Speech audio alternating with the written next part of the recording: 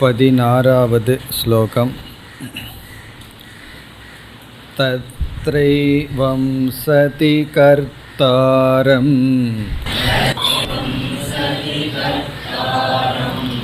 ஆத்மானம் கேவலம் து யஹ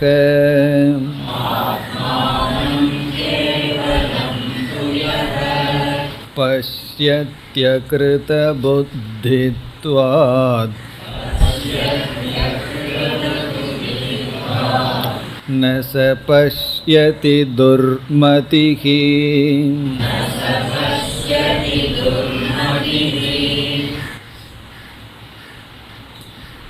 இந்த ஸ்லோகத்தில் பகவான் ஆத்மாவினுடைய சொரூபத்தை கூறுகின்றார். இதற்கு முந்தைய ஸ்லோகங்களில் யார் கர்மத்திற்கு காரணம் என்ற கருத்தை கூறினார். நம்மிடமிருந்து வருகின்ற செயல்களுக்கெல்லாம் 5 காரணங்கள் என்று கூறினார். அதில் 4 கோஷங்களும் தெய்வம் அல்லது ஈஸ்வரன் என்ற தத்துவமும் அடங்குகின்றது. நம்முடைய உடல், பிராணன், பிறகு மனம், அறிவு, இவைகளெல்லாம் கர்மத்துக்கு காரணம். பிறகு எல்லா செயல்களுக்கும் ஆதாரமாக இருக்கின்ற ஈஸ்வரன்.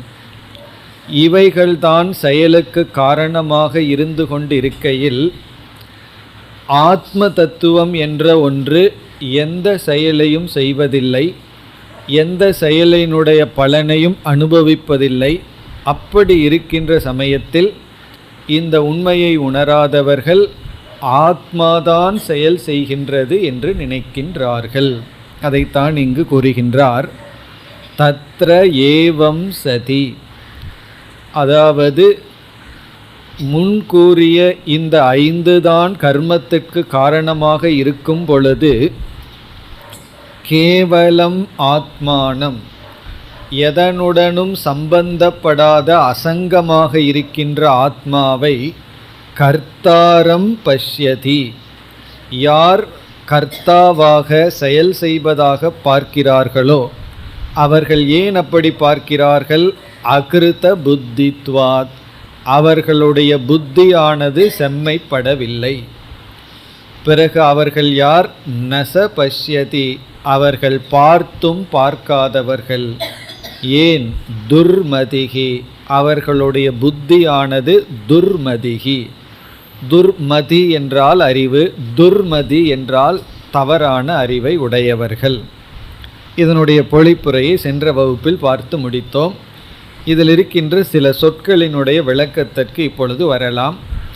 இங்கு ஆத்மாவினுடைய சொரூபத்தை கூறும் பொழுது பகவான் கேவலம் ஆத்மானம் என்று சொன்னார்.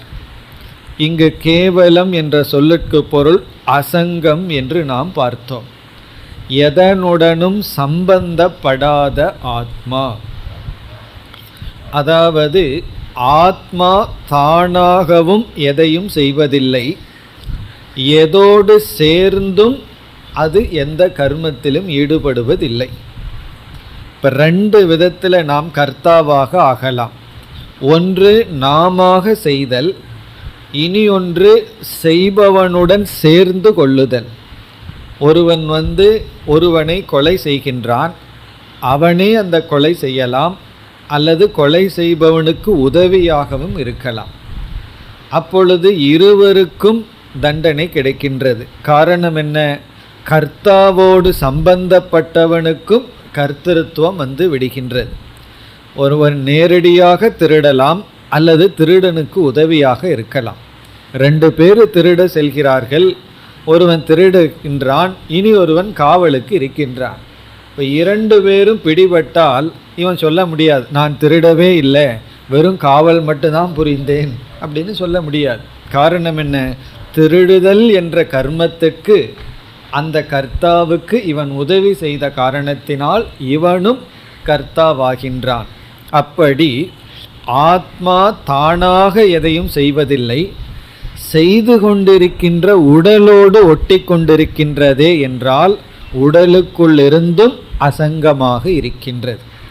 உடலை பிரகாசப்படுத்தி கொண்டு உடலோடும் சம்பந்தப்படுவதில்லை. நமக்கு ஆத்மா எதையும் செய்வதில்லைங்கிறது புரிஞ்சிடும். ஆனால் செய்து கொண்டிருக்கின்ற உடலோடு சம்பந்தம் வைக்கின்றதே என்ற சந்தேகம் வரும். அதுதான் இங்கு கேவலம் என்ற வார்த்தையில் பகவான் குறிப்பிடுகின்றார். ஆத்மா தானாகவும் எதையும் செய்வதில்லை, செய்கின்ற உடலோடும் எந்த உண்மையான சம்பந்தம் கிடையாது. அப்படி அகர்த்தாவாக அபோக்தாவாக இருக்கின்ற ஆத்மாவை கர்த்தாரம் யக பஷ்யதி, யார் செயல் செய்வதாக பார்க்கிறார்களோ. இனி அடுத்த சொல் அகிருத புத்தித்வாத். இவ்விதம் அவர்கள் பார்க்க காரணம் அவர்களுடைய புத்தி எப்படிப்பட்டதுன்னா அகிருத புத்தி. கிருத்தம்னா செய்யப்பட்ட, அகிருத்தம்னா செய்யப்படாத புத்தி. செய்யப்படாத புத்தி அப்படின்னா அசம்ஸ்கிருத புத்தி என்று பொருள். சம்ஸ்கிருதம் என்றால் நன்கு செய்யப்பட்ட அப்படின்னு அர்த்தம். கிருத்தம்னா செய்யப்பட்ட, சம்ஸ்கிருதம்னா நன்கு சுத்திகரிக்கப்பட்ட, தூய்மையாக்கப்பட்ட. அகிருத்த புத்தினா அசம்ஸ்கிருத புத்தி, தூய்மை ஆக்கப்படாத புத்தி. அதனால தான் சம்ஸ்கிருதம் அப்படின்னு அந்த லாங்குவேஜுக்கே அப்படி பேர் வந்தது. ஒரு மொழி இலக்கணத்தினால் தூய்மையாக்கப்படுகிறது.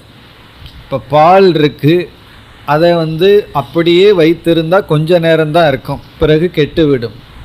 அதை உஷ்ணப்படுத்தி தூய்மைப்படுத்தினா கொஞ்ச நேரம் எக்ஸ்ட்ரா வச்சுக்கலாம். அதை தயிராக தூய்மைப்படுத்தினோம்னா அதிக நேரம் வைக்கலாம்.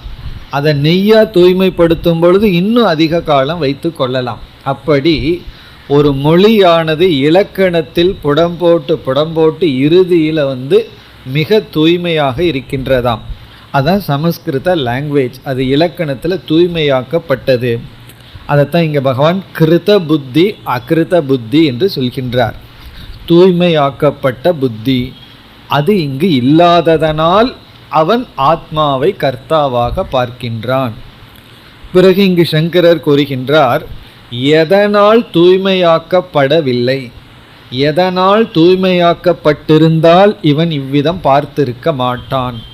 அதை சொல்கின்றார். வேதாந்த ஆச்சாரிய உபதேச நியாயைகி அகிருத புத்தின்னு சொல்கிறார். வேதாந்தத்தின் மூலமாகவும் ஆசிரியருடைய உபதேசத்தின் மூலமாகவும் பிறகு நியாயம்னு சொல்கிறார், சுயமான சிந்தனை, இவைகள் மூலமாகவும் தூய்மையாக்கப்படாத புத்தி. இப்போ வேதாந்தத்தை உபதேசிக்கின்ற ஆசிரியர் துணை கொண்டும், நியாயம்னா தன்னுடைய சுய சிந்தனையினுடைய துணை கொண்டும் ஒருவனுடைய புத்தியை தூய்மையாக்க வேண்டும், அறிவை தூய்மையாக்க வேண்டும். அவ்விதம் தூய்மையாக்கப்படாத புத்தி அகிருத புத்தி. அன்கல்டிவேட்டட் அர்த்தம். கல்டிவேட் பண்ணுறதுன்னா ஒரு நிலம் இருக்குது, அதை அப்படியே விட்டுட்டா அதில் செடிகளெல்லாம் முளைத்திருக்கும். அதை தூய்மைப்படுத்தி கல்டிவேட் பண்ணால் அதை கிருத்தம் என்று சொல்வது. அதை ஒழுங்குபடுத்தினா எப்படி இருக்கும், அது ஒரு கார்டன் தோட்டமாக இருக்கும், அல்லது விளையும் பூமியாக இருக்கும். அதே போல் நம்ம புத்தியை அப்படியே விட்டுட்டோம் அப்படின்னா களைகளெல்லாம் வந்துடும். அதை தூய்மைப்படுத்துவது எதனால், எதன் துணை கொண்டு என்றால் சாஸ்திர ஆச்சாரிய பிறகு ஸ்வமேதா. வெறும் சாஸ்திர ஆச்சாரியார் மட்டும் போதாது, தன்னுடைய சுய சிந்தனை, இவைகளினால் தூய்மையாக்கப்படாத புத்தி அகிருத புத்தி. பிறகு நச பஷ்யதி, இப்படிப்பட்டவர்கள் பார்த்தும் பார்க்காதவர்கள். யார் இப்படி பார்க்கிறார்களோ அவர்கள் பார்க்கவில்லை அப்படின்னு பகவான் சொல்றார். அதாவது அசங்கமான ஆத்மாவை கர்த்தாவாக யார் பார்க்கிறார்களோ அவர்கள் பார்க்காதவர்கள். அது எப்படி பார்த்தும் பார்க்காதவன் என்று எப்படி சொல்ல முடியும் என்றால், இந்த இடத்துல விபரீத புத்தி என்று பொருள். விபரீத தர்ஷனம், அந்த இடத்துல தான் பார்த்தும் பார்க்காதவன் ஆகின்றோம். கயிற்றை பார்த்துட்டு இருக்கோம், அதில் விபரீதமாக பாம்பை பார்த்தோம்னு வச்சுக்குவோமே, அப்போ நம்ம அங்கே சொல்லலாம் பார்த்தும் பார்க்காதவர்கள். கயிற்றை தான் பார்த்துட்டு இருக்கோம், பார்த்தும் பார்க்காதவர்கள் கயிற்றை பார்க்கல, அதை பார்த்துட்டே அதில் வேற எதையாவது பார்த்தோம் அப்படின்னா நம்ம பார்த்தும் பார்க்காதவர்கள். இந்த உலகமே அப்படிதான் இருக்கு, பார்த்தும் பார்க்காதவர்களாக இருக்கிறார்கள். மீண்டும் ஒரு சொல், துர்மதிஹி, அவர்களுடைய மதி துர்மதியாக இருக்கின்றது. துர்மதி அப்படிங்கிறதுக்கு விளக்கம் கொடுக்கையில், அதாவது ஜனன மரணத்திற்கு அல்லது சம்சாரத்திற்கு காரணமானது எந்த புத்தியில் இருக்கின்றதோ அது துர்மதி. ஜனன மரணத்திற்கு காரணம் எது உண்டோ அந்த காரணத்துடன் கூடிய மதி துர்மதிகி. அது என்ன என்றால் அஞ்ஞானமும் அத்தியாசமும், அறியாமையும் விபரீத புத்தியும்.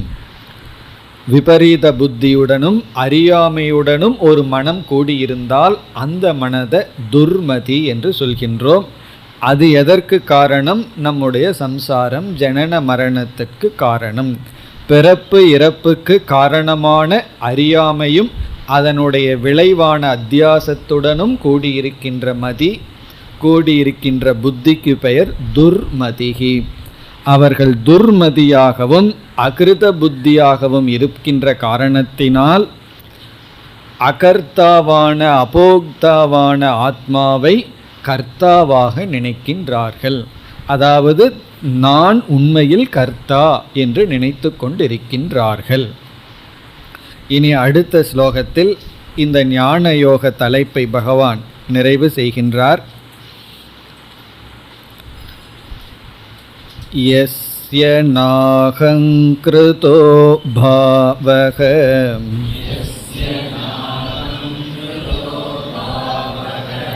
புத்திர்யஸ்ய ந லிப்யதே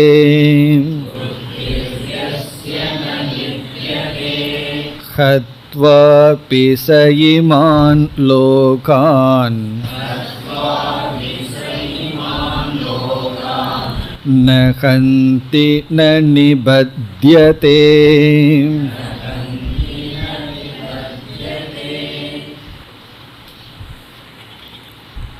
இந்த ஸ்லோகத்தில் ஞானியினிடம் இருக்கின்ற ஞானத்தை கூறி பிறகு ஞான பலனையும் பகவான் கூறி முடிக்கின்றார். சங்கரர் இதற்கு அறிமுகம் கொடுக்கும் பொழுது சென்ற ஸ்லோகத்தில் பகவான் துர்மதி என்று சொன்னார். இப்பொழுது அவர் ஒரு கேள்வி கேட்கின்றார்.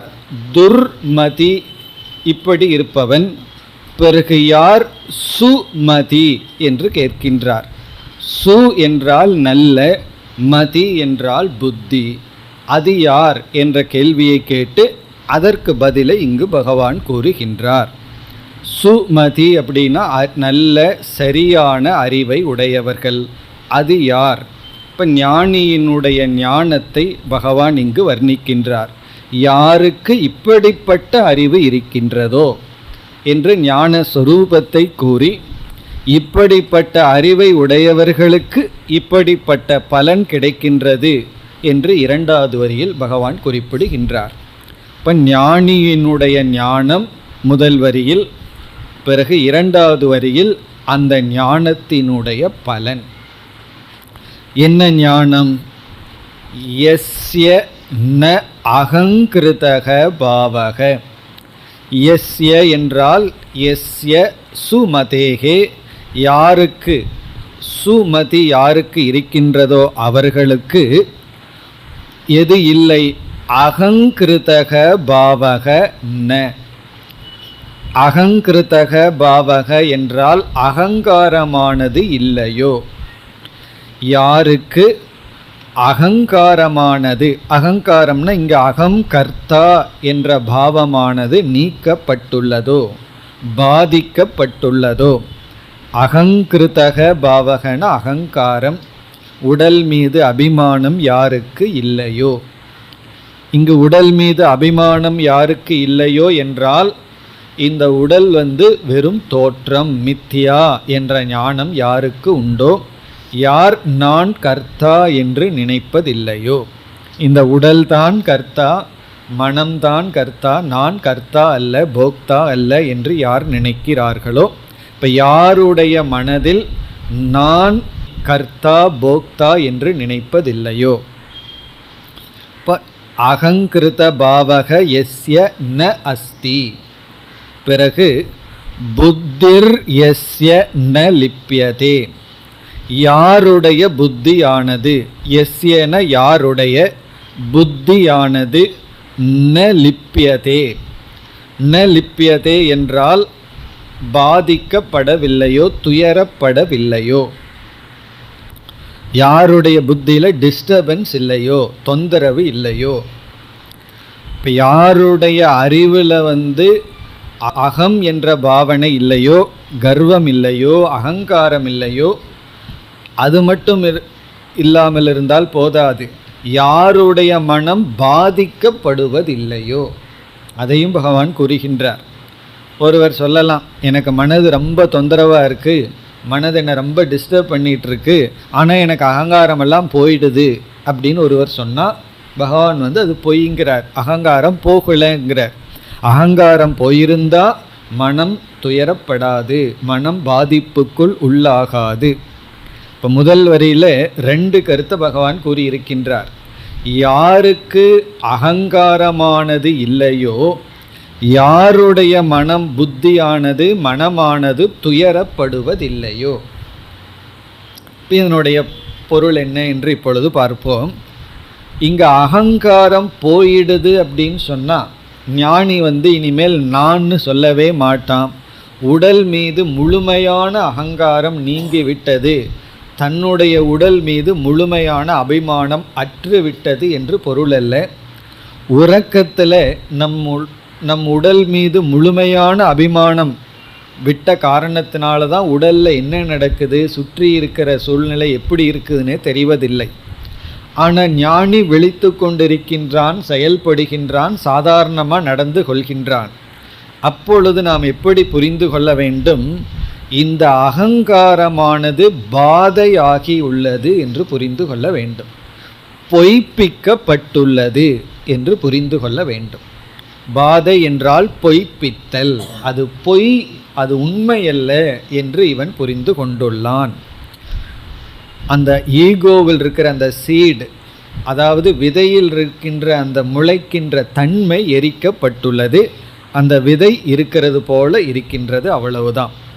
அப்படி இங்கு அகங்கிருத்தக பாவக என்றால் நான் எந்த செயலையும் உண்மையாக செய்பவன் அல்ல, இந்த உடல் செய்து கொண்டிருக்கின்றது, நான் சாட்சியாக இருப்பவன் என்கின்ற ஞானம். இந்த ஞானத்தினுடைய விளைவும் அவனுடைய புத்தியில் இருக்க வேண்டும் என்று பகவான் கூறுகின்றார். என்ன, சில பேர் கூறுவார்கள், எனக்கு அகம் பிரம்மாஸ்மின்னு புரிஞ்சிடுது, ஆனால் மனதில் ரொம்ப துக்கம் இருக்கு, அவன் என்னை திட்டுறான், யாருமே என்னை புரிஞ்சிக்க மாட்டேங்கிறாங்க, இப்படியெல்லாம் நினைக்க தோணும். அப்படின்னா அகம் பிரம்மாஸ்மிங்கிறது புரியலேன்னு அர்த்தம். அகம் பிரம்மாஸ்மிங்கிறது எனக்கு புரிஞ்சிருக்கு, ஆனால் என்ன அவர்கள் திட்டுறதுனால நான் துக்கப்படுறேன்னு சொன்னால் அவர்கள் யாரை திட்டுகிறார்கள், இவர்கள் புரிஞ்ச பிரம்மத்தை திட்டுகிறார்கள் அர்த்தம். அப்போ அந்த பிரம்மத்தை திட்டினா இவருக்கு எதுக்கு கோபம் வரணும்? அப்படி அகம் பிரம்மாஸ்மின்னு புரிஞ்சிடுதுன்னு சொல்லிட்டு அதோட ஃபுல் ஸ்டாப் வச்சிடணும், கமா போட்டக்கூடாது. அதுக்கப்புறம் எனக்கு இந்த துக்கம்னு சொல்லக்கூடாதுன்னு பகவான் கூறுகின்றார். புத்திகி எஸ்ய ந லிப்யதே, யாருடைய புத்தியானது துயரப்படவில்லையோ. இதற்கு சங்கரர் விளக்கம் கொடுக்கும் பொழுது எப்படிப்பட்ட துயரப்படுவதில்லை அதற்கு பதில் கூறுகின்றார். தைத்திரிய உபனிஷத்தில் சொன்ன கருத்தை இங்கு சங்கரர் கூறுகின்றார். அதாவது நான் இதை செய்தேன் என்று துயரப்படுவதில்லையோ, நான் இவ்விதம் செய்து விட்டேன், அகம் அகார்ஷம், நான் இதை செய்துட்டேன், இந்த மாதிரி பேசிட்டேன், இந்த மாதிரி நான் சிந்தித்து விட்டேன், இந்த மாதிரி நான் நடந்து விட்டேன் என்று தன்னிடத்தில் வருகின்ற ஒரு குற்ற உணர்வு, ஒரு விதமான கில்ட் ஃபீலிங், அந்த குற்ற உணர்வினால் யார் பாதிக்கப்படுவதில்லையோ, அதாவது நான் ஏன் இதை செய்தேன், பிறகு நான் ஏன் இதை செய்யவில்லை. சில பேர் இந்த லூஸ் டாக் இருக்குது, எதையாவது மனதில் நினைக்கிறது எல்லாம் பேசிக்கொண்டே இருப்பார்கள். அப்போ அவர்கள் ஒரு அவேர்னஸ் வந்த உடனே ஒரு துயரம் வரும். என்ன துயரம்னா, நான் தேவையில்லாமல் பேசிகிட்டு இருக்கேன் அப்படின்னு சொல்லி ஒரு குற்ற உணர்வு துயரம் வரும். பிறகு அவர்களே என்ன செய்வார்கள், இனிமேல் நம்ம பேச்ச நிறுத்தணும்னு சொல்லி பேச்சை நிறுத்தி விடுவார்கள். அது ரேராக நடக்கிறது. அப்படி நடந்ததுன்னு வச்சுக்கோமே, அப்போ என்ன துயரம் வரும் தெரியுமோ, இந்த இடத்துல இதை நான் சொல்லியிருக்கணும், சொல்லாமல் விட்டது என்னுடைய தப்பு. அப்போது 2 எக்ஸ்ட்ரீமில் துயரம். பேச வேண்டாத இடத்துல பேசிட்டேன்னு துயரம், பேச வேண்டிய இடத்துல பேசலையே அப்படின்னு துயரம். அந்த இடத்துல ஏன் வாயை மூடிட்டு இருந்த, பேசியிருக்க வேண்டியது தானே சில பேர் சொல்லுவார்கள். அப்போ அங்கே பேசாமல் போனது ஒரு தப்பு. அப்படி நமக்கு 2 விதத்தில் குற்ற உணர்வுகள். இதை ஏன் செய்தேன் அப்படின்னு துயரப்பட்டுருக்கோம், இதை ஏன் செய்யவில்லை அப்படின்னு துயரப்படுகின்றோம். கிளாஸ்லேயே இன்றைக்கி ஏன் வந்தேன்னு ஒரு துயரம் வரலாம், இந்த ஞான யோகம் முடிஞ்சதுக்கப்புறம் வந்திருக்கலாமே அப்படின்னு. அல்லது இன்றைக்கி ஏன் நான் வராமல் போயிட்டேன், இன்றைக்கி வர முடியாமல் போயிடுதேன்னு துயரப்படலாம். அப்படி ஒமிஷன் அண்ட் கமிஷன்னு சொல்கிறது. அதாவது இதை ஏன் நான் செய்யவில்லைன்னு ஒரு துயரம் வரலாம், இதை ஏன் நான் செய்தேன் என்ற துயரம் வரலாம். நம்ம எப்பெல்லாம் மனது பாதிக்கப்பட்டிருக்கோ, டிஸ்டர்பன்ஸ் ஆகிருக்கோ, அஃப்ளிக்டட் ஆகிருக்கோ, அப்பெல்லாம் நம்ம ஒரு லிஸ்ட் எடுத்து பார்த்தோம்னா எல்லா விதமான டிஸ்டர்பன்ஸையும் இந்த 2 லிஸ்ட்டில் ஏதாவது போட்டுடலாம். ஒன்றா ஏன் செய்தன்னு நினச்சி துயரப்பட்டுட்ருப்போம், இல்லை ஏன் செய்யலின்னு நினச்சி துயரப்பட்டுட்ருப்போம். இங்கே பகவான் சொல்கிறார், இந்த 2 விதமான துயரம் யாருக்கு இல்லையோ, புத்திஹீன லிப்பியதே அப்படின்னா இப்படிப்பட்ட கிளேஷத்தை எப்பொழுது புத்தி நமக்கு கொடுப்பதில்லையோ. இங்கே புத்தினா நம்முடைய சூக்ஷ்ம சரீரம், நம்முடைய மனம் என்று பொருள்.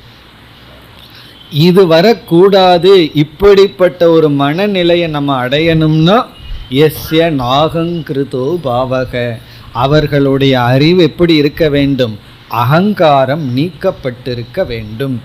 உண்மையிலேயே இதைத்தான் நம்ம மோக்ஷம் என்று கூறுகின்றோம். மோக்ஷங்கிறது என்ன என்றால், நம்முடைய மனம் எதனாலும் பாதிக்கப்படாமல் இருத்தல், துயரப்படாமல் இருத்தல், தாக்கப்படாமல் இருத்தல். இப்போ இதையும் கவனமாக புரிந்து கொள்ள வேண்டும். ஒருவன் பொய் சொல்லி அவனுக்கு சுபாவமாக போச்சு, அவன் துயரப்படுறது இல்லையே. நான் ஏன் பொய் சொன்னேன்னு யாராவது துயரப்பட்டுருக்காங்களா, நான் ஏன் தவறாக பொருள் வாங்கினேன், பணம் வாங்கினேன்னு சொல்லி யாராவது துயரப்படுகிறார்களான்னு சொன்னால், இந்த 2 எக்ஸ்ட்ரீமில் இருக்கிறவங்க நிலை அப்படித்தான். அத்தியந்தமாக தமோ குணத்தில் இருப்பவர்கள் அமைதியாக பேசாமல் இருப்பார்கள், சத்துவத்தினுடைய உச்சகட்டத்தில் இருப்பவர்கள் அப்படி இருப்பார்கள். தமோ குணத்தில் இருப்பவர்களை பற்றி நம்ம இங்கே பேசவில்லை, இங்கே சத்துவ நிலையில் இருப்பவர்களை பற்றி பேசுகின்றோம். புத்தி ரொம்ப பிளைண்ட் ஆகிடுதுன்னா, புத்தியானது ரொம்ப கீழ் நிலையில் இருந்ததுன்னு வச்சுக்கோமே, அப்போவே இந்த குற்ற உணர்வு வராது. இந்த குற்ற உணர்வு வராமல் இருக்கிறது மோக்ஷம் அப்படிங்கிறது. தமோ குணத்தில் இருப்பவர்களுக்கு இந்த குற்ற உணர்வு வராது, அவர்களை பற்றி சொல்லவில்லை. நம்ம வேதாந்தம் படிக்க ஆரம்பித்து வகுப்புக்கெல்லாம் வர ஆரம்பித்து நமக்கு குற்ற உணர்வு வந்ததுன்னு வச்சுக்குவோமே, முன்ன ஒரு தவறான வார்த்தையை பேசியிருப்போம், அது நம்ம மனதுக்கு துயரத்தையே கொடுத்துருக்காது, பெருமையாக வேறு நினச்சிட்ருப்போம். ஆனால் இப்பொழுது ஒரு வார்த்தை தவறாக பேசினா மனது பாதிக்கப்படுதுன்னு சொன்னால் நம்ம ஒரு கோணத்தில் துயரப்படணும், ஏன்னா துயரப்படுது மனம். இனியொரு கோணத்தில் சந்தோஷப்படணும். என்ன தெரியுமோ, வேதாந்தம் கொஞ்சம் உள்ளே போகுது அப்படின்னு அர்த்தம். இந்த குற்ற உணர்வு நம்முடைய மன வளர்ச்சியை காட்டுகின்றது. பிறகு இதனுடைய முடிவு என்னன்னா, இந்த குற்ற உணர்வு வராதபடி நம்முடைய மனநிலை அமைவது. ஆகவே குற்ற உணர்வு தவறுன்னு நம்ம சொல்லவில்லை, குற்ற உணர்வு நம்முடைய பக்குவத்தை இண்டிகேட் பண்ணுற ஒரு விதமான சைன். ஆனால் அந்த சைன் இருந்துகிட்டே இருக்கக்கூடாது, அதிலிருந்தும் விடுதலை அடைவது தான் மோக்ஷம். அதைத்தான் இங்கு பகவான் கூறியிருக்கின்றார். யாருடைய புத்தியானது எந்த குற்ற உணர்வுனாலையும் பாதிக்கப்படுவதில்லையோ, யாருக்கு அகங்காரமானது நீக்கப்பட்டுள்ளதோ. பிறகு 2வது வரிக்கு வருகின்றோம். 2வது வரியில் இந்த ஞானத்தினுடைய பலனை பகவான் ஸ்துதி செய்கின்றார், புகழ்கின்றார். ஒன்றை நம்ம எப்பொழுது புகழ்வோம் என்றால், எதற்கு மதிப்பு அதிகமாக இருக்கோ, எது உயர்ந்ததோ அதைத்தான் நம்ம புகழ்வோம். அப்படி ஒரு ஸ்துதி ரூபமாக பகவான் கூறப் போகின்றான். அப்போ இந்த இரண்டாவது வரியில் பகவான் ஸ்துதி செய்கிறார்னு புரிந்து கொள்ள வேண்டும். ஸ்துதி செய்தல்னாவே சற்று மிகைப்படுத்தி கூறுதல், அது உண்மை தானே? அதெல்லாம் நமக்கு புரியாது. யாராவது நம்ம ஸ்துதி பண்ணால் கொஞ்சம் மிகைப்படுத்தி சொல்லுவார்கள், ஏதோ அவங்க உண்மை பேசுகிறதாக நம்ம நினச்சிக்குவோம். அப்படி இல்லை, எப்பொழுதுமே புகழ்ச்சி என்று வந்தாலே அதில் கொஞ்சம் மிகைப்படுத்தி கூறுதல் வழக்கம். அப்படி இங்கே பகவான் என்ன சொல்கிறார், அகங்காரத்தை அறிவு மூலமாக நீக்கியவன் என்ன செய்தாலும் அவனுக்கு பாதிப்பு கிடையாது. இப்போ என்ன செய்தால் அவன் என்ன செய்ய முடியும்? முடியாத ஒன்று பகவான் சொல்கிறார். என்ன? ஹத்வா அபி ச இமான் லோகான். சகன ஞானி, இமான் லோகான் இந்த உலகத்தை, ஹத்வா அபி இந்த உலகத்தையே அவன் கொன்று விட்டாலும், ஹத்வா அப்படின்னா இந்த உலகத்தையே அவன் அழித்தாலும், இமான் லோகான்னா இந்த உலகத்தையே அந்த ஞானி அழித்து விட்டாலும் கொன்று விட்டாலும், ந ஹந்தி ந நிபத்யதே அவன் கொல்பவன் அல்ல. ந ஹந்தினா அவன் கொல்லவில்லை, அவன் கொல்பவன் அல்ல. ந நிபத்யதே அவன் பந்தப்படுபவனும் அல்ல. அப்போ இதனால் ஞானி உலகத்தையே அழித்தாலும், உலகத்தில் இருக்கிற அத்தனை பேர்த்தையும் அவன் கொன்று விட்டாலும் அவன் கொல்பவன் அல்ல, கொலையினுடைய பலனும் அவனுக்கு வராது. இதனால தான் இதை ஸ்துதி வாக்கியம் அப்படின்னு நம்ம சொல்கிறோம். உண்மையிலேயே ஒருத்தனால் அனைவரையும் கொல்ல முடியுமான்னா முடியாது தான். இது எதற்கு பகவான் கூறுகின்றார்னா, குற்ற உணர்வுங்கிறது முழுமையாக அவனிடமிருந்து நீக்கப்படும். அவன் எதை நினைச்சும் துயரப்பட்டு கொண்டிருக்க மாட்டான். கடந்ததோ நடந்து கொண்டிருப்பதோ நடக்கப் போவதோ எதுவும் அவனை தாக்காது. அவன் இந்த உலகத்தையே கொன்றாலும் கொன்றவன் அல்ல, கொலையினுடைய பலனை அனுபவிப்பவனும் அல்ல. காரணம் என்னவென்றால், வேறொரு இடத்துல விளக்கம் கொடுக்கும் பொழுது சங்கரர் கூறுகின்றார், இந்த புலனடக்கமெல்லாம் இல்லாதவர்கள்தான் சுயநலமாக இருப்பார்கள், மற்றவர்களை துயரப்படுத்தி தான் இன்பத்தை அடைவார்கள். யாருக்கு இந்திரிய கட்டுப்பாடு இந்திரிய ஒழுக்கமெல்லாம் இருக்கின்றதோ அவர்கள் சுகத்திற்காக யாரையும் எந்த விதத்திலையும் தவறாக நடந்து கொண்டு அல்லது யாருக்கு எந்த கஷ்டத்தையும் கொடுக்க மாட்டார்கள். யாருக்கு சமதமம் இருக்கோ அவங்களால தான் அகிம்சையை முழுமையாக பின்பற்ற முடியும்.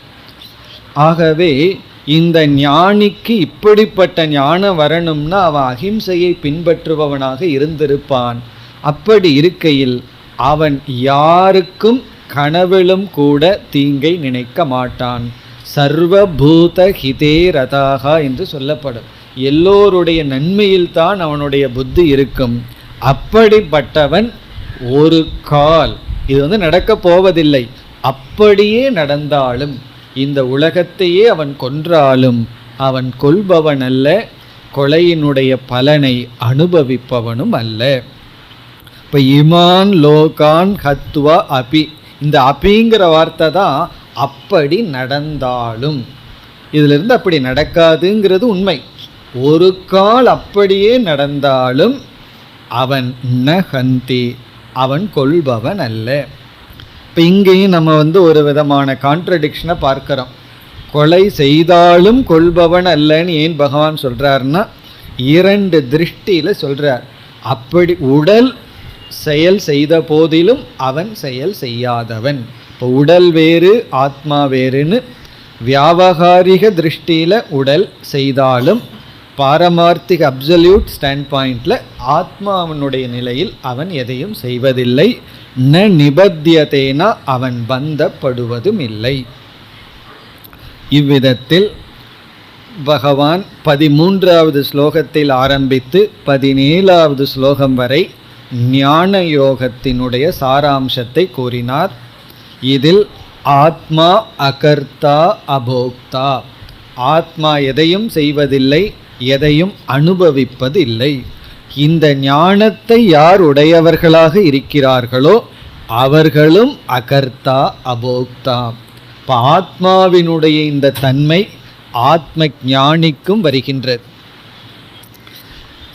ஆத்மாவினுடைய தன்மை என்ன இருக்கின்றதோ அது ஆத்மாவினுடைய சொரூபத்தை தன்னுடைய சொரூபமாக நினைக்கின்றான். இனி அடுத்த ஸ்லோகத்திலிருந்து பகவான் வேறு தலைப்புக்கு வருகின்றார். 18வது ஸ்லோகம். ஞானம் ஞேயம் பரிஜ்ஞாதா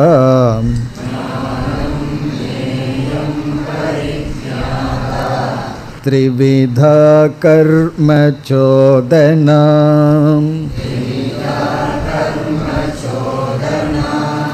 கரணம் கர்ம கர்த்தேதி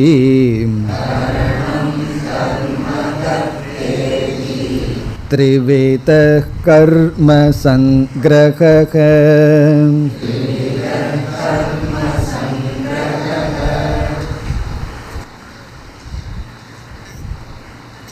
இனி பகவான் எடுத்துக்கொண்ட தலைப்பு 3 குணத்தின் அடிப்படையில் சில தத்துவங்களை பிரிக்கப் போகின்றார். இவைகளெல்லாம் எதற்கு என்றால் நாம் சாதனைகளை பின்பற்ற. ஏற்கனவே இதை பகவான் செய்துள்ளார். 17வது அத்தியாயத்தில் ஆகாரத்தை 3ஆக பிரித்தார். பிறகு நாம் செய்கின்ற தவத்தை 3ஆக பிரித்தார். சாத்விகம் ராஜசம் தாமசம் என்று. நாம் செய்கின்ற தானத்தை 3ஆக பிரித்தார். அதே போல 6 தலைப்பை இதற்கு பிறகு பகவான் எடுத்துக்கொள்ளப் போகின்றார். அந்த 6 தலைப்பை 3ஆக பிரிக்கப் போகின்றார். அதற்கான அறிமுகத்தை 18, 19 இந்த 2 ஸ்லோகத்தில் செய்கின்றார். இப்போ இந்த 2 ஸ்லோகம் இந்த சாதனா விபாகத்திற்கான அறிமுகம். இல்லை ஞானம் இப்படிப்பட்ட சில கருத்தை எல்லாம் பகவான் எடுத்துக்கொள்ள போகிறார்.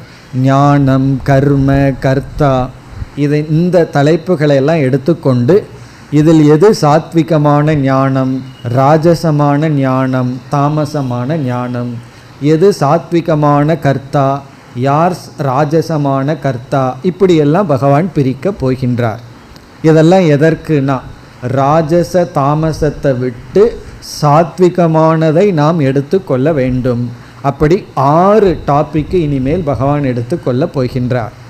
ஏற்கனவே சந்நியாசத்தை 3ஆக பிரித்துள்ளார். அப்படி பார்க்கையில் இந்த அத்தியாயத்தில் மொத்தம் 7 டாப்பிக்கை பகவான் சாத்விகம் ராஜசம் தாமசம் என்று பிரித்துள்ளார். இதில் முதல் 12 ஸ்லோகங்களுக்குள் நாம் சந்நியாசம் அல்லது தியாகங்கிற விஷயத்தில் சாத்விகம் ராஜசம் தாமசங்கிறத பார்த்து முடித்தோம். பிறகு ஞான யோகத்தை பற்றி பார்த்தோம். இனிமேல் இந்த 6 தலைப்புகளை வரிசையாக பார்க்க போகின்றோம். அதற்கான அறிமுக ஸ்லோகம்தான் 18, 19. இதில் பிரிவை பகவான் செய்ய போவதில்லை. இதில் அறிமுகப்படுத்திட்டு 20வது ஸ்லோகத்திலிருந்து பிரிக்க போகின்றார். என்ன அறிமுகம் செய்கின்றார் என்றால், நம்முடைய செயல்களை இப்பொழுது 2ஆக பிரிக்கின்றோம். நம்மிடமிருந்து உருவாகின்ற செயல்களெல்லாம் 2 தலைப்பின் கீழ் அடங்குகின்றது. அந்த செயலுக்கு விவகாரக அப்படின்னு சொல்லலாம். விவகாரம்னு நம்ம சாதாரணமாக சொல்கிறது சமஸ்கிருத சொல்லு தான். அது என்ன விவகாரம் பண்ணிகிட்ருக்கான்னு நம்ம சொல்லுவோம். அது இங்கு சமஸ்கிருத சொல் விவகாரம், நம்மளுடைய ஆக்டிவிட்டீஸ். அந்த 2இல் முதலாவது ஞான விவகாரக, 2வது கர்ம விவகாரக. ஞான விவகாரம் கர்ம விவகாரம் என்று 2ஆக பிரிக்கப்படுகிறது. நம்முடைய ஆக்டிவிட்டீஸ் விவகாரமெல்லாம் 2ஆக பிரிச்சுடுறோம். ஞான விவகாரக கர்ம விவகாரக. இப்போ ஞான விவகாரக அப்படின்னு சொன்னால் அறிவை அடைதலுக்கான செயல்கள், அறிவை அடைகிறதுக்கு மேற்கொள்கின்ற ஆக்டிவிட்டீஸ் ஃபார் ஞானம், ஞானத்துக்காக நாம் மேற்கொள்கின்ற செயல்கள். இப்போ இப்போ நம்மெல்லாம் சின்ன வயதில் பள்ளிக்கூடத்துக்கு போயிருக்கோம், ஸ்கூல் காலேஜுக்கெல்லாம் போயிருக்கோம். எதற்குனா ஞான விவகாரக. மார்னிங் டு ஈவினிங் அல்லது ஸ்கூல் காலேஜில் படிக்கிற நேரத்தில் அங்கே ஆக்டிவிட்டீஸ் எல்லாம் எதற்குனா ஞானத்துக்காக, அறிவுக்காக. இப்போ அறிவுக்காக நாம் மேற்கொள்கின்ற செயல்களெல்லாம் ஞான விவகாரக. பிறகு அறிவை தவிர்த்து மற்றதற்காக செய்கின்ற செயல்களெல்லாம் கர்ம விவகாரக. அறிவுக்காக செய்யும் செயல் அல்ல, மற்றதற்காக செய்யும் செயல். இப்போ நம்ம சமையல் பண்ணுறோம், எதற்குனா அறிவுக்காக அல்ல, அது வயிற்றுக்காக, சாப்பிட்றதுக்காக அதை பண்ணுறோம், அது கர்ம விவகாரக. வீடு கட்டுறோம், எப்படி வீடு கட்டணுங்கிற அறிவை என்ஜினியரிங் காலேஜில் போய் படித்தோம்னா அது ஞான விவகாரக. படித்ததுக்கப்புறம் நம்ம வீடு கட்டுற செயலில் ஈடுபட்டோம்னா அது கர்ம விவகாரக. வீடு கட்டுறது எதற்குனா அது ஒரு பிரயோஜனத்திற்காக, ஏதோ ஒரு பலனுக்காக செய்வது, அறிவுக்காக செய்வதல்ல. இப்போ அறிவுக்காக செய்யும் செயல், அதை தவிர மற்ற பிரயோஜனத்திற்காக செய்யும் செயல், அது கர்ம விவகாரக. அப்படி ரெண்டாக பிரிக்கிறோம். இப்போ இதில் இந்த ஞான விவகாரக கர்ம விவகாரகன்னு ரெண்டு விவகாரத்தில் முதலில் இருப்பது ஞான விவகாரக. ஃபஸ்ட்டு ஞானம், பிறகுதான் கர்மத்தில் நம்ம ஈடுபட முடியும், ஈடுபடுவோம். ஞான விவகார அனந்தரம் கர்ம விவகாரக. ஞானத்தை அடைஞ்சதற்கு பிறகுதான் நம்ம கர்மத்தில் ஈடுபட முடியும். அதுதான் இயற்கையாக இருக்கின்றது. அதாவது நம்ம உடலுக்கு ஆரோக்கியம் வேண்டும் அப்படின்னு முடிவு பண்ணிட்டோம், அல்லது சில நோய் இருக்குது, அதுக்கு ஒருவர் சொல்கின்றார் இந்தந்த ஆசனங்கள் செய்தால், யோகாசனத்தில் ஈடுபட்டால் இந்த நோயெல்லாம் போகும்னு சொல்கிறார். உடனே நம்ம என்ன செய்கிறோம், என்ன யோகாசனத்தை மேற்கொள்ள வேண்டும், எப்படி செய்ய வேண்டுங்கிற அறிவை அடைகின்றோம். அது ஞான விவகாரக. அறிவெல்லாம் அடைஞ்சிட்டோம், இந்தந்த மாதிரி செய்யணும், இந்தந்த ஆசனத்தை செய்யணும், இந்தந்த விதத்தில் செய்யணும், இப்படி பண்ணணும், அதாவது எந்த நேரத்தில் செய்யணும், எப்படி செய்யணுங்கிற அறிவையெல்லாம் அடைஞ்சிட்டோம். இந்த அறிவே ஆரோக்கியத்தை கொடுத்துருமான்னா கண்டிப்பாக கொடுக்காது. இந்த அறிவை வச்சு என்ன செய்யணும், கர்ம விவகாரத்தில் ஈடுபடணும், செயலில் ஈடுபடணும். அப்பொழுது தான் நமக்கு ஆரோக்கியம் கிடைக்கும். அதே போல் எப்படி நீச்சல் அடிக்கணுங்கிற அறிவு வேண்டும் ஃபஸ்ட்டு. பிறகு அந்த அறிவே நமக்கு அந்த சக்தியை கொடுத்துறாது, அந்த ஸ்கில், அந்த கலையை நமக்கு கொடுத்துறாது. நம்ம ஒரு 2 வருஷம் ரிசர்ச் பண்ணுறோம், எப்படி ஸ்ட்ரோக் போடணும், எப்படி நீச்சல் அடிக்கணும்னு 2 வருஷம் கிளாஸில் உட்காந்து படிச்சுட்டு தண்ணிக்குள்ளே விழுந்தோம்னா என்ன ஆகும், நம்ம எந்திரிக்க மாட்டோம். காரணம் என்ன, அந்த அறிவே அந்த சக்தியை நமக்கு கொடுக்குறார். அதுக்கப்புறம் பழகணும். அதே போல் சைக்கிள் ஓட்டி பழகிறதுனா என்ன, அதே போல் கார் ஓட்டி பழகிறதுக்கு முன்னாடி ஃபஸ்ட்டு அதில் என்னென்னலாம் இருக்குது, எக்ஸலேட்டர்னா என்ன, கிளச்சுனா என்ன, பிரேக்குனா என்னங்கிற ஞான விவகாரம். அதை தொடர்ந்து கர்ம விவகாரம். இப்போ இங்கே பகவான் என்ன சொல்கிறார், இந்த ஞானம் கர்மத்திற்கு காரணமாக அமைகிறது அப்படின்னு சொல்கிறார். கர்மத்திற்கு அடிப்படை தேவை ஞானம். அறிவை அடைஞ்சதற்கு பிறகுதான் செயலில் ஈடுபட வேண்டும், செயலில் ஈடுபட முடியும். அப்போ ஃபஸ்ட்டு நம்ம எதை அடையணும், ஞானம், அதை தொடர்ந்து கர்ம. அதனால தான் நம்ம பார்த்தோம்னா ஆங்கிலத்தில் 2 வார்த்தை இருக்குது, சயின்ஸ் அண்ட் டெக்னாலஜி அப்படின்னு 2 வார்த்தை இருக்குது, அல்லது தியரி அண்ட் ப்ராக்டிக்கல் அப்படின்னு 2 வார்த்தை இருக்குது. இது இந்த கருத்து தான். சயின்ஸ் அண்ட் டெக்னாலஜி அப்படின்னு சொன்னால், சயின்ஸுங்கிறது ஞான விவகாரக, முதல்ல படிக்கிறோம். டெக்னாலஜின்னா அந்த அறிவை பயன்படுத்துகின்றோம், அந்த அறிவை யூஸ் பண்ணுறது டெக்னாலஜி அல்லது ப்ராக்டிக்கல். தியரி அல்லது சயின்ஸ் அப்படிங்கிறது அறிவு. முதல்ல தெரிஞ்சுக்கிறோம், பிறகு தெரிஞ்சதை நம்ம அடாப்ட் பண்ணுறோம், அதை செயல்படுத்துகின்றோம். இந்த 2 கருத்தை இப்பொழுது பகவான் முகவுரையாக கொடுக்கின்றார். அதாவது ஞானம் விவகாரத்தை தொடர்ந்து தான் கர்ம விவகாரம் வரணும்.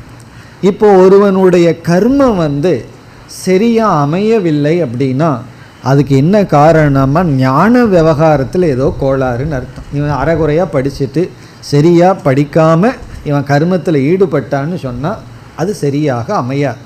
இப்போ ஒழுங்காக மெடிக்கல் காலேஜில் ஒருத்தர் படிச்சிருந்தாருன்னு சொன்னால் அந்த ஞானத்திற்கு பிறகு அவர் ப்ராக்டிஸ் பண்ணுறாருன்னு வச்சுக்கோமே, நம்மெல்லாம் தான் விக்டிம் அவங்க ப்ராக்டிஸ் பண்ணுறது.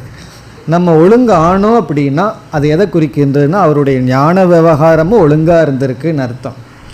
அதுவே சரியில்லை அப்படின்னா கர்ம விவகாரமும் சரி இருக்காது. அப்படி நம்முடைய செயல் சித்தியாக வேண்டும் என்றால், நாம் மேற்கொள்கின்ற செயல் ஒழுங்காக முடிய வேண்டும் என்றால், அதில் வெற்றி கிடைக்க வேண்டும் என்றால் ஞானம் மிக மிக முக்கியம். ஞான விவகாரம் ஒழுங்காக இருக்கணும்னு பகவான் சொல்கிறார். அறிவு ரொம்ப முக்கியம். ஏன்னா அறிவு சரியாக இருந்தால் தான் நம்முடைய செயலும் ஒழுங்காக இருக்கும்.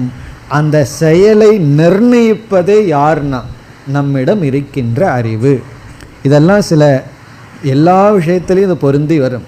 இப்போ யோகாசனம் பயில வேண்டும்னு சிலருக்கு ஆசை வந்துடும்.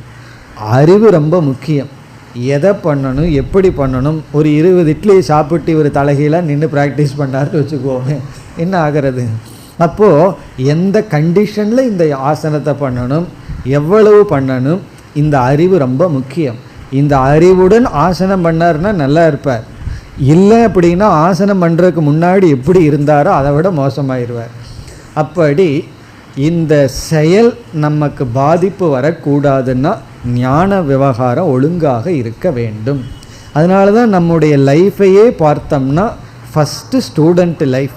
எடுத்த உடனே ஆக்டிவிட்டீஸ்குள்ளே போகிறதில்ல. ஃபஸ்ட்டு அறிவு, என்ன செய்யணும், உலகத்தில் எப்படி வாழணும் அப்படிங்கிற அறிவு. பிறகு ஏதாவது ஒன்று ப்ரொடியூஸ் பண்ணணும்னாலும் அதை பற்றிய அறிவு ஃபஸ்ட், அதற்கு பிறகு தான் செயல். இதை நம்ம எல்லாத்துலேயும் ஃபாலோ பண்ணோம். நீங்கள் புது மாடல் குக்கர் வாங்கினாலும் முதல்ல ஞான விவகாரம் பண்ணி தான் கர்ம விவகாரத்துக்குள்ளே போகணும். அதை முதல்ல படித்து பார்க்கணும். யாருமே அதை படித்து பார்க்கறதில்ல. ஏதாவது ஒரு பொருள் வாங்கினா அதுக்குள்ளே இந்த இண்டெக்ஸ் கொடுத்துருப்பான், அதை எப்படி யூஸ் பண்ணணும்னு. அது ஃபஸ்ட்டு அதை குப்பை தொட்டியில் போட்டுட்டு தான் யூஸ் பண்ண ஆரம்பிப்பார்கள். அப்படி இருக்கவே கூடாது. என்ன ஒரு பொருள் வாங்கினாலும் உள்ளே இருக்கிற அந்த மேன்ஸ்கிரிப்ட் இருக்கே, அதை டாப் டு பாட்டம் படிச்சிடணும். ஈவன் மெடிசன் வாங்கினாலும் கூட அது நம்மளோட நாலேஜுக்காக அதை படிச்சிடணும். என்ன டாக்டர் சில சமயம் ஏதாவது டாக்டரோட ஹேண்ட் ரைட்டிங் உங்களுக்கு தெரியும், அவர் ஒரு மாதிரி எழுதி வேறு ஏதாவது மருந்து ஏதாவது ஆயிடக்கூடாது. அதனால் ஏதாவது நம்ம கைக்கு கிடைச்சதுன்னா நார்மலாக அதோட ஒரு ஸ்லிப்பு இருக்கும், அதை படித்து பார்த்துடணும். அது ஞான விவகாரம்.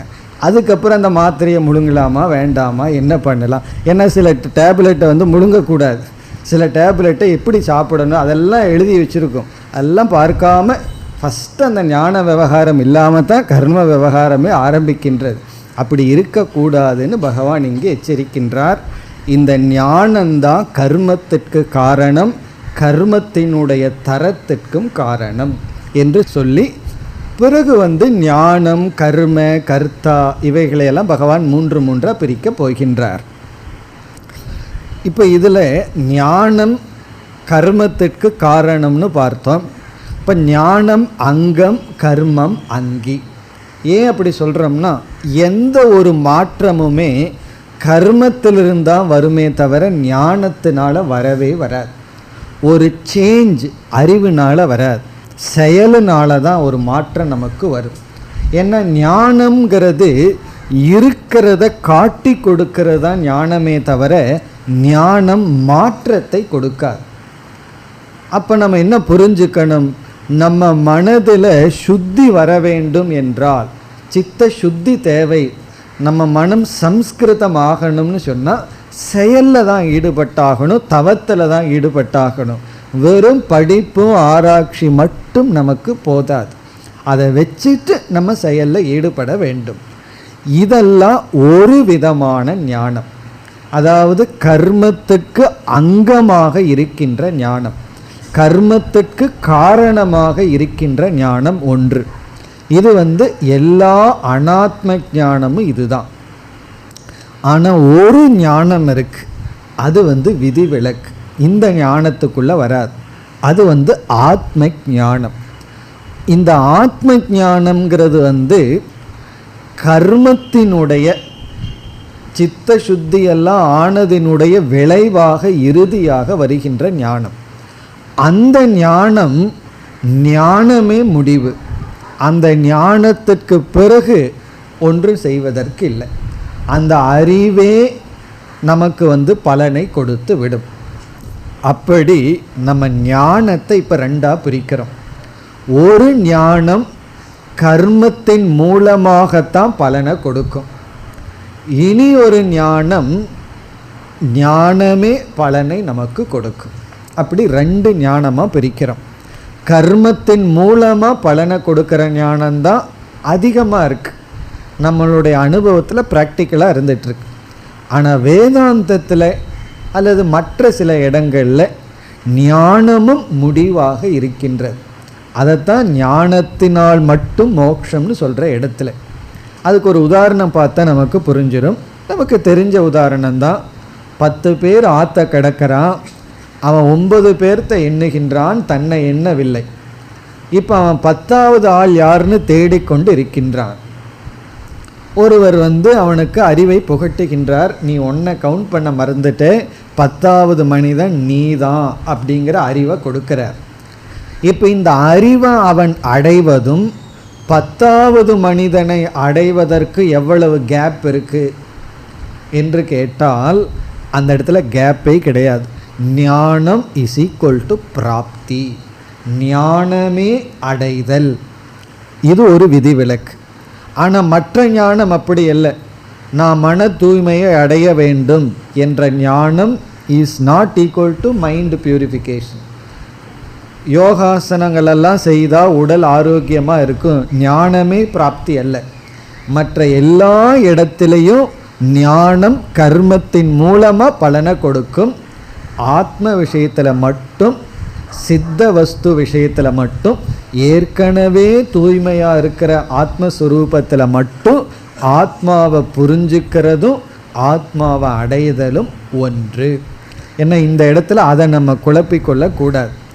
ஆனால் அதை பற்றி இங்கே பகவான் பேசவில்லை. ஆத்ம விஷயத்தை பற்றி பேசலை, அனாத்ம விஷயத்தை பற்றி தான் இப்பொழுது பகவான் பேசுகின்றார். ஆகவே ஞானமும் 2 வகைப்படும்னு மனதில் புரிஞ்சுக்குவோம். இப்போ விவகாரத்தை ரெண்டாக பிரிக்கிறோம். ஞான விவகாரக, கர்ம விவகாரக. இப்போ அதில் ஞானத்தை அடையிறதுக்கு சில சாதனைகளெல்லாம் இருக்குது. அதை பின்பற்றினோம்னா தான் ஞானத்தை அடைய முடியும். இப்போ ஞான விவகாரத்தில் ஞானத்தை அடையிறதுக்கான ஆக்டிவிட்டீஸில் ஈடுபடுவோம். அதுவும் ஒரு கர்மமாக இருந்தாலும் அது ஞான விவகாரத்தில் வரும். பிறகு ஞானத்தை அடைஞ்சிட்றோம், அந்த ஞானத்தை வச்சுட்டு செயல்படுகின்றோம், அது கர்ம விவகாரக. இப்பொழுது அடுத்த கேள்வி, எதெல்லாம் ஞான விவகாரத்துக்கு தூண் போல இருக்கின்றது? ஞான விவகாரத்துக்கு பில்லர் போல இருக்கிறது என்ன? எது ஞான விவகாரத்திற்கு காரணம்? அதை முதல்ல பகவான் கூறுகின்றார். இப்போ ஞான விவகாரத்தில் இருக்கின்ற அங்கங்கள் என்ன? இப்பொழுது ஸ்லோகத்திற்குள் சென்றால், இந்த 3 தத்துவமும் ஞான விவகாரத்திற்குள் வருபன அப்படின்னு சொல்கிறார். எந்த 3? ஞானம், ஞேயம், பரிஞாதா. இந்த 3ம் த்ரிவிதா கர்ம சோதனா. த்ரிவிதான இந்த 3. இந்த 3 ஞான விவகாரத்துக்குள் இருக்கின்ற முக்கிய அங்கங்கள் அல்லது முக்கிய தத்துவங்கள். அது என்ன? நம்ம இப்போ தலைகீழாக படிச்சுட்டு போவோம். ஞானம், ஞேயம், பரிஞாதா. பரிஞாதா அதை முதல்ல எடுத்துக்குவோம். பரிஞாதா என்றால் அறிபவன். பரிஞாதா என்றால் அறிபவன். இதற்கு இனி ஒரு சமஸ்கிருத சொல் பிரமாதா. பரிஞாதா இஸ் ஈக்குவல் டு பிரமாதா. ஞாதா அப்படின்னாவே அறிபவன். பரிஞாதான்னு ஒரு பரிங்கிற வார்த்தையை பகவான் சேர்த்திருக்கார், அவ்வளவுதான். ஞாதா அப்படின்னா அறிபவன், பரிஞாதான்னா தெளிவாக அறிபவன், நோவர், அறிபவன், பரிஞாதா. அதை சமஸ்கிருதத்தில் பிரமாதா என்று சொல்லப்படுகிறது. அடுத்தது ஞேயம். ஞேயம் அப்படின்னா பிரமேயம், அறியப்படும் பொருள். ஞேயம்னா ஞாதவ்யம், ஆப்ஜெக்ட் ஆஃப் நாலேஜ், அறியப்படுகின்ற பொருள். அதை சமஸ்கிருதத்தில் வேறொரு சொல்லல பிரமேயம், அறியப்படுகின்ற பொருள். ஞானம் என்றால் இங்கு பிரமாணம், அறிவை கொடுக்கும் கருவி. இங்கே ஞானம்ங்கிறதுக்கு நமக்கு அறிவை எது கொடுக்கின்றதோ அது. இந்த இடத்துல குறிப்பாக நம்முடைய புத்தியில் இருக்கின்ற எண்ணம், புத்தேகே விருத்திகி, புத்தியில் இருக்கின்ற எண்ணம் ஞானம் என்று சொல்லப்படுகிறது. மனதில் இருக்கின்ற எண்ணம், தாட், அது ஞானம், அது பிரமாணம்.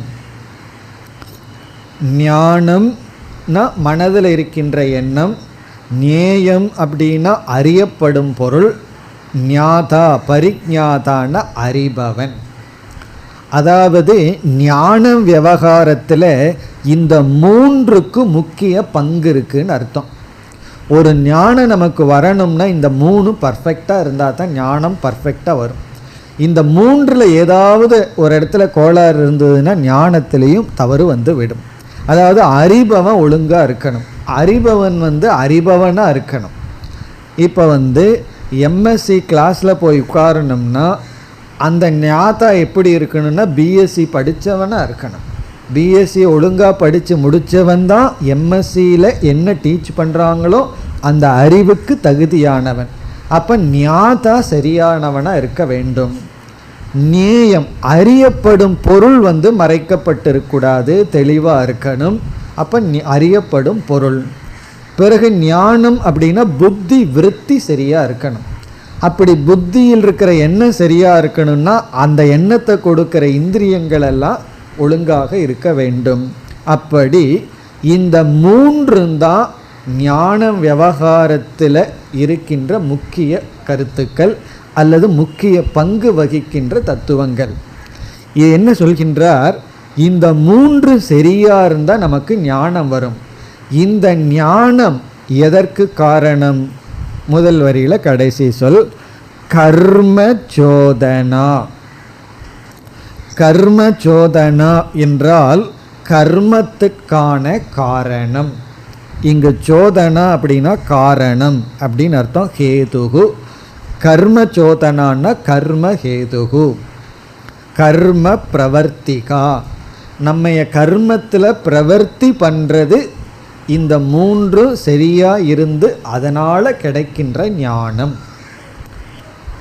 அதாவது நம்ம எப்பொழுது செயலில் ஈடுபடுவோம்னா எப்போ அறிவு வருதோ அப்பொழுது தான் செயலில் ஈடுபடுறதுக்கே நம்மால் முடியும். இப்போ காரை டிரைவ் பண்ணணும் அப்படின்னு நமக்கு ஆசை வந்தாச்சு. இந்த செயலில் நம்ம எப்போ ஈடுபடுவோம் என்றால் எப்படி டிரைவ் பண்ணணுங்கிற ஞானம் வந்ததுக்கு அப்புறம்தான் நம்மால் ஈடுபட முடியும், ஈடுபடுவோம். இப்போ இந்த ஞானம் வந்த உடனே நம்ம கர்மத்தில் போயிடுவோம். ஞானம் வர்ற வரைக்கும் கர்மத்தில் இருப்போம். எப்போ டெக்னாலஜிக்குள்ளே போவோம்னா, எப்போ சயின்ஸ் முடியுதோ, எப்போ அறிவு வருதோ அப்பொழுது தான் அந்த அறிவை நம்ம பயன்படுத்த நாம் செயலில் ஈடுபடுவோம். அப்படி ஞானம் கர்ம சோதனா, ஞானமானது கர்மத்தில் ஈடுபட காரணமாக இருக்கின்றது. இதெல்லாம் எதற்கு சொல்கிறாருன்னா, இதில் இருக்கிற சில அம்சங்கள் எடுத்துட்டு தான் பகவான் மூணாக பிரிக்க போகிறார். ஆகவே இதெல்லாம் நம்ம வாழ்க்கைக்கு எப்படி முக்கியத்துவம் வகிக்கிறதுன்னு புரிஞ்சுக்கிறதுக்காக இந்த அறிமுகத்தை கொடுத்து, இனி இதில் இருக்கிற சில சொற்களெல்லாம் எடுத்துக்கொண்டு தான் பகவான் சாத்விகம் ராஜசம் தாமசம்னு சொல்ல போகின்றார். இப்போ முதல் வரியில் ஞானத்துக்கு முக்கிய பங்கு வகிக்கின்ற இவைகள் கர்மத்திற்கு காரணமாக இருக்கின்றது. இனி இரண்டாவது வரிக்கு வந்தால் கர்மத்தில் எது முக்கிய அங்கங்கள், ஞானத்துக்கு முக்கிய அங்கம் எதுன்னு சொல்லி அந்த ஞானம் கர்மத்தில் ஈடுபட காரணம்னு சொல்லிட்டார். இனி கர்மத்திற்கு முக்கிய அங்கம் என்ன அதை பார்த்தோம்னா, கரணம் கர்ம கர்த்தா இதி த்ரிவிதக கர்ம சங்கிரக. கர்ம சங்கிரகம் அப்படின்னா கர்மத்துக்கு ஆதாரமாக இருப்பது, கர்ம ஆஸ்ரயக அப்படின்னு அர்த்தம்.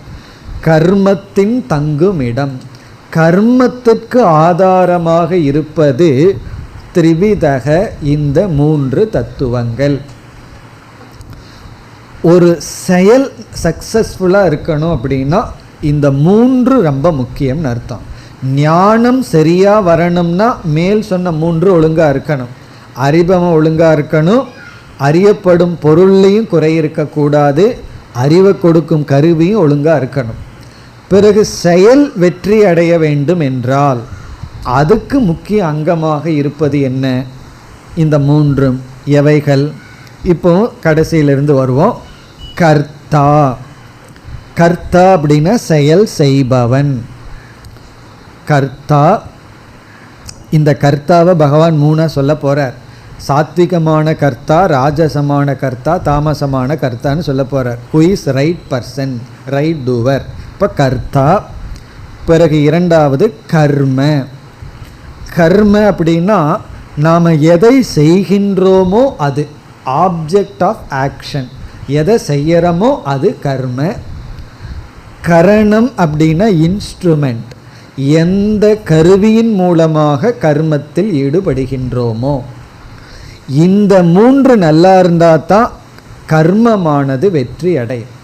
நாம் ஒரு செயலில் ஈடுபடுறோம், அந்த செயல் சக்ஸஸாக இருக்கணும்னா ஃபஸ்ட்டு செய்பவன் ஒழுங்காக இருக்கணும். இதற்கு முன்னாடி அறிபவன், சரியான அறிவு வரணும்னா அறிபவன் ஒழுங்காக இருக்கணும். ஒரு செயல் நடைபெறணும்னா செய்பவன் ஒழுங்காக இருக்கணும். பிறகு இவன் எடுத்துக்கொண்ட பொருள் ஒழுங்காக இருக்க வேண்டும், ஆப்ஜெக்ட் ஆஃப் ஆக்ஷன். பிறகு இன்ஸ்ட்ருமெண்ட், கரணம். இங்கு கரணம்ங்கிற இடத்துல நம்முடைய கர்மேந்திரியங்கள், ஈவன் ஞானேந்திரியமெல்லாம் எடுத்துக்கொள்ளப்படுகிறது.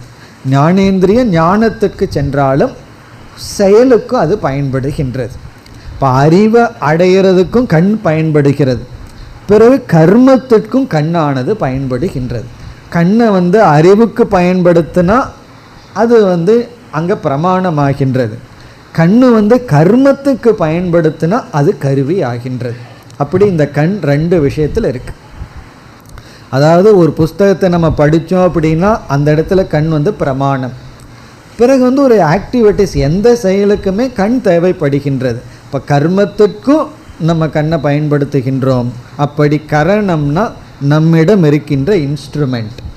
இந்த 3ம் கர்ம சங்கிரக, கர்மத்திற்கு முக்கியமான அங்கம் அல்லது கர்மம் தங்கும் இடம். இந்த 3 நம்மளுடைய கர்மம், கர்மத்தினுடைய செயலினுடைய குவாலிட்டி எப்படி இருக்கும்னா இந்த 3 ஒழுங்காக இருக்கணும்னு சொல்கிறார். இப்போ இன்ஸ்ட்ருமெண்ட் பர்ஃபெக்டாக இருக்கணும், எடுத்துட்ட ஆப்ஜெக்ட் ஒழுங்காக இருக்கணும், செய்பவன் ஒழுங்காக செய்யணும். இப்போ நமக்கு 6 டேர்ம் பகவான் அறிமுகப்படுத்திட்டார். இதில் 3 பகவான் பிக்கப் பண்ண போகிறார். இதில் 3 எடுத்துக்கொண்டு இதில் எது சாத்விகம், எது ராஜசம், எது தாமசம் என்று சொல்ல போகின்றார். அடுத்த வகுப்பில் பார்ப்போம். ஓம் பூர்ணமத பூர்ணமிதம் பூர்ணாத் பூர்ணமுதச்யதே பூர்ணஸ்ய பூர்ணமாதாய பூர்ணமேவாவசிஷ்யதே. ஓம் சாந்தி சாந்தி சாந்தி.